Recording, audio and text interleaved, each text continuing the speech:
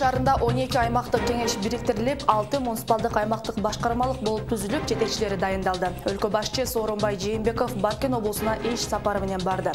Алдыда бул жана башка жаңылыктар менен түз эфирде кабарлардын кезектеги топтому. Кызматыңыздардан мен Айжамал Улжубай кызы. Саламатсыздарбы?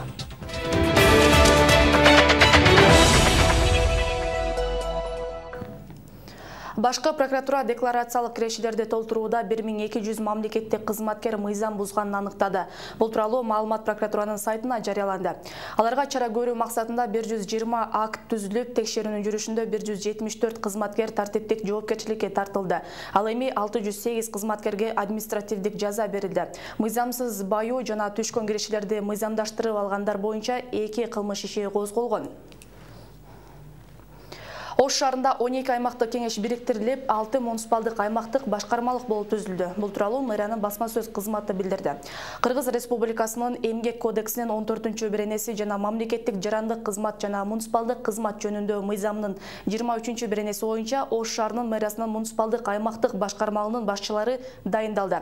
Тиешелүү буйрукка Ош шаарынын мэри Талайбек Сарыбашев кол койду. Аймактык кеңештердин эң негизги милдеттери тазалыкка жооп берүү, тазалык ишканасы менен түз иштешүү. Ал эми аймактык кеңештин башчылары өзүнүн аймагындагы социалдык объектилердин жетекчилерин жумуштан кетирүүгө сунуш бере алат. Аймактын кеңештердеги жаңы курула турган курулуштарга аймактык кеңештердин башкармалыгы гана уруксат берет. Аймактарды өнүктүрүүнүн алкагында Кыргызстанда кичи жана орто бизнести өнүктүрүүгө өзгөчө көңүл бурулат. Мындай пикирди өлкө башчысы Сооронбай Жээнбеков Кадамжай районунун жашоочулары менен болгон жолугушуусунда айтты. Мамлекет башчынын айтымында өткөн жылы элет жеринде ишкердикти өнүктүрүү үчүн жагымдуу шарттар түзүлдү. Республика боюнча былтыр 500дөн ашык жаңы ишкана ачылып, 6372 жумуш орду түзүлдү. Бизнестин негизсиз текшерүүгө мораторий киргизилди. Жаңы ишканалар текшерүүлөрдөн 3 жылдык мөөнөткө бошотулду. Чарба продукциясын кайра иштеткен жергиликтүү ишканалар үчүн кошумча нарк салыгы 80%га кыскартылганын айтты. Кошумчалай кетсек, бүгүн 20 февралда өлкө башчы Сооронбай Жээнбеков Баткен облусунун Кадамжай районунун жана Кызылкыя шаарынын жашоочулары менен жолугушууда.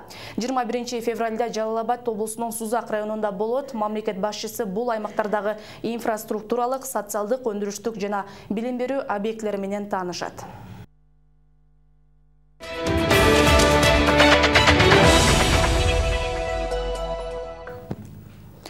Кыргызстанда чийки этти экспорттоо аракети жолго коюла баштады. Евразия экономикалык биримдигине кирген мамлекеттерден сырткары Иран жана Араб мамлекеттеринде да экспорттоо аракети жанданды. Бул жолу кыргызстандык эт өндүрүүчүлөр Кувейтке жөнөтүү боюнча сүйлөшүүлөрдү жүргүзүштү. Анын жемиши тууралуу жеринен кабарчыбыз Асанбек Каракузоевдун репортажы. 18 килограмм чыкканда? 18 килограмм. Эл Кувейт шаарында Кыргызстан менен Кувейт мамлекеттеринин эт өндүрүүчү ишканаларынын жетекчилери экинчи жолугушуусун өткөрүштү. Аталган жолугушуу Кыргыз-Кувейт бизнес форумунун аткарында болду. Аль-Машави деп аталган Кувейт мамлекеттик эт өндүрүүчү жана мал союучу ишканасынын жетекчилиги менен жолугушуунун маңызы эки тараптуу кызматташуунун жаңыча алкагы болду.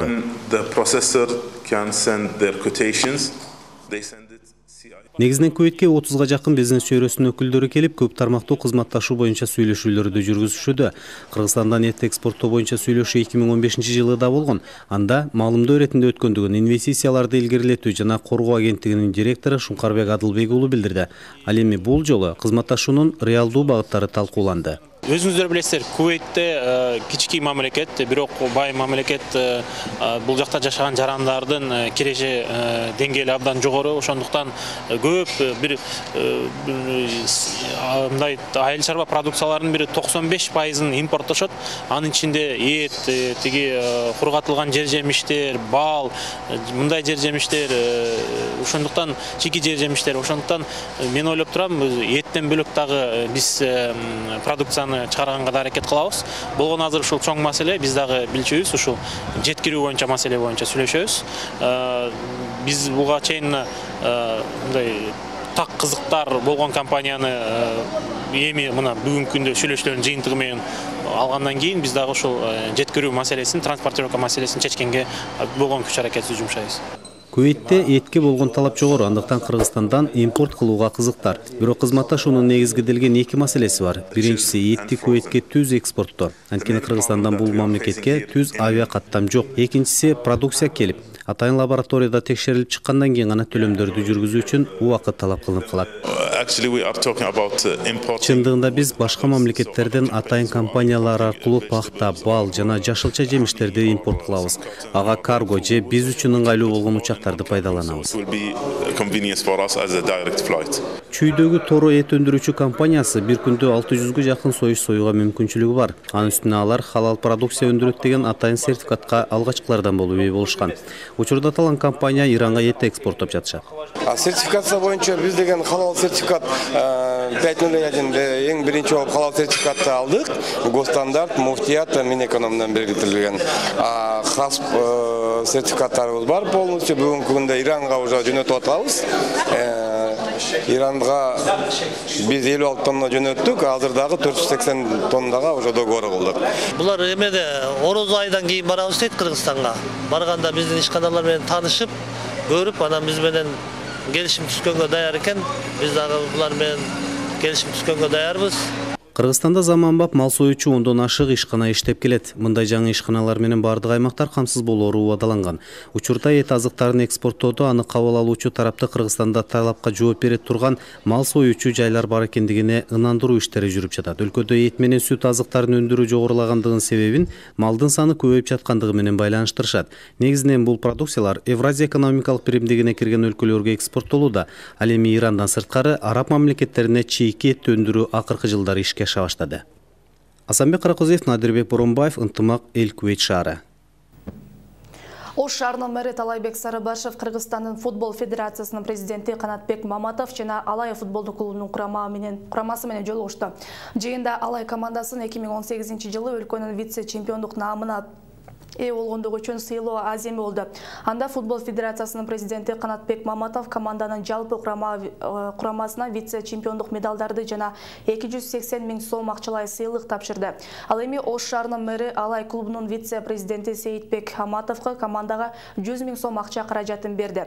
Ошондой эле Ош шаардык кеңешинин төрагасы Жапар Урмонов Алай командасына Туркия мамлекетинин Анталия шаарына окуу практикасына барып келүү үчүн жолдомо тартуулады. Мындан сырткары Алайдын чабуулчусу Жоэл Кожого топ лигада 26 гол киргизгендиги үчүн мыкты бомбардер наамын ыйгарды. Алай 2013-жылы Кыргызстандын тарыхында биринчи жолу чемпиондук титулду жеңип, андан кийин 2015, 2016, 2017 жылдары катары менен өлкөбүздүн чемпиону аталган. 60 жылдан ашык тарыхында дайыма Кыргызстандын биринчилигинде, СССРдин биринчилигинде илгери СССР бар учурунда дайыма биздин шаарыбыздын, областыбыздын, Кыргызстаныбыздын намысын коргоп келди. Эгер ачык айтканыбыз азыркы мезгилде биздин командабыз, Алай командасы Кыргызстандын 4 жолку чемпиону. Бүгүн Ош шаарынын мэри Талайбек Сарыбашев менен Түрксойдун баш катчысы Дүйсен Касейинов жолугушту. Жолугуштун алкагында апрель айынан тарта Ош шаарында Түрксойдун жыйналышы жана эл аралык иш-чаралар өткөрүү планы талкууга алынды. Ош шаары түрк дүйнөсүнүн маданий борбору деп таанылышына 3000 жылдык тарыхы жана Сулайман Тоо ЮНЕСКОнун тарыхый мурастар тизмесине кошулгандыгынын таасири бар. Андыктан туристтерди тартуучу иш-чараларды уюштуруу Ыйык тоонун айланасында өткөрүлмөй болууда. Даярдыктар тууралуу президенттин кеңешчиси Султан Раевдин катышуусунда жыйын уюштурулуп, иш-чарага өлкө башчы катышаары айтылган. Өкмөттүн алдында уюштуруу комитети ошондой эле дүйнөлүк көчмөндөр оюндарынын өтүшүндө баш болгон Жанышбек Жамурзаев, Жумакадыр Курмангазиевдер дайындалды. Бир эле кетсек, 2019-жылдын 18 декабрь күнү Түркиянын Кастамону шаарында өткөн Түрксой мүчө өлкөлөрдүн 36 отуруму өтүп, анда Кыргызстандын Ош шаары 2019-жылдагы түрк дүйнөсүнүн маданий борбору деп табылган. Ошта жыл бойы ашылыштан кейін, ашылышқа президент қатнасатынын білесіздер. Ашылыштан кейін түрк дүниясының әрбір саласының мәдениет қызметкерлері, илми адамдар, инсанлары, театр фестивальдары, би фестивалі, тағы да басқа үлкен шаралар өтеді. Сиздер кабарлардын кезектеги топтоо менен тааныштыңыздар. Бул жана башка жаңылыктарды биздин социалдык баракчаларга катталып таанышсаңыздар болот. Андан сырткары Ынтымак чекиткей сайтында сиздердин кызматыңыздарда.